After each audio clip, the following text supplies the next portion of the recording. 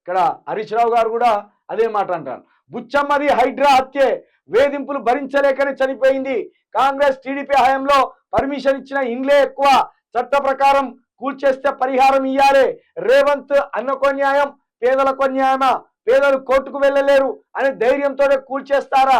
బుచ్చమ్మ మృతదేహాన్ని చూసేందుకు గాంధీ ఆసుపత్రికి వెళ్ళిన హరీష్ రావు బృందం.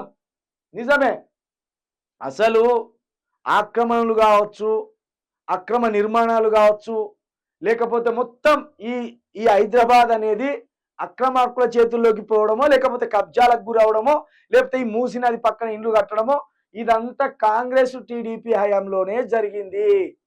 ఇది బీఆర్ఎస్ ప్రభుత్వంలో జరగలేదు.